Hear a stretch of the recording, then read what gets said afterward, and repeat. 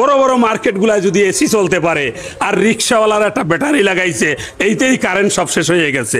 এই অজুহাত আমাদেরকে আর দেখাবার দরকার নাই। একটা নতুন ষড়যন্ত্র চলছে, এই রিক্সারে বন্ধ করে, ইজি বাইককে বন্ধ করে নতুন মডেলের একটা গাড়ি এরা আমদানি করে রপ্তানি করে টাকা ইনকামের সুযোগ করতে চায়। আমরা এই সুযোগ তাদেরকে দেব না, দেব না, দেব না। আমরা এই দেশের নাগরিক হওয়ার পরেও একটা রিক্সা চালিয়ে ভাত খেতে পারবো না। এই বৈষম্য যারা তৈরি করতে চায়, বিপদে আপদে সব সময় ঐক্য থাকবো ইনশাআল্লাহ। থাকবো তো ইনশাআল্লাহ, থাকবো তো ইনশাআল্লাহ। আমাদের অধিকার আদায় করে ছাড়বো। দ্বিতীয় কথা হলো, দক্ষিণ সুরমাবাসী, দক্ষিণ সুরমায় ইজি বাইক বেশি, উত্তর সুরমায় রিক্সা বেশি।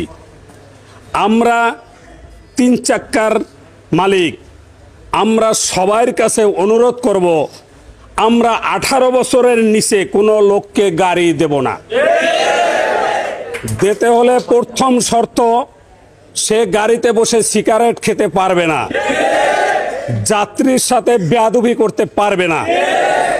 এই কাজগুলো মালিকদের করতে হবে এবং বুঝতে হবে সে রোহিঙ্গা না সিলেটি না নন সিলেটি, এটা একটু বিবেচনা করে ড্রাইভারের হাতে গাড়ি দিতে হবে। 56,000 বর্গমাইলের ভিতরে যারাই বসবাস করে এরাই আমরা বাংলাদেশি। এতে কোনো সন্দেহ আছে? সন্দেহ নাই। আজকে সরকার কতটা বছর ধরে আমাদের ট্যাক্সের পয়সা দিয়ে রোহিঙ্গা পালতেছে, অথচ আমরা এই দেশের নাগরিক হওয়ার পরেও একটা রিক্সা চালিয়ে ভাত খেতে পারবো না। এই বৈষম্য যারা তৈরি করতে চায়, আমরা অনেক বক্তাদের কাছ থেকে শুনেছি 8 তারিখ ধর্মঘট ডাকবে।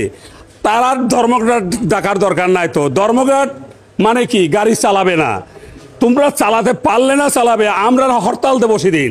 প্রশাসনের পক্ষ থেকে, সিলেটবাসীর পক্ষ থেকে একটা জিনিস আমি জিজ্ঞাসা করতে চাই, আপনার জেলা প্রশাসক, আপনার সরকারের পক্ষ থেকে এই সিলেট জেলার অভিভাবক হিসাবে চলে এসেছেন।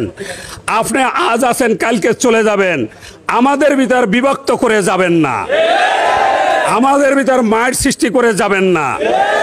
আপনি কোনো ব্যক্তির, কোনো গোষ্ঠীর, কোনো দলের জেলা প্রশাসক নন, আপনি পুরা সিলেটবাসীর জেলা প্রশাসক। সবাই ট্যাক্স দেয়, রিক্সাওয়ালা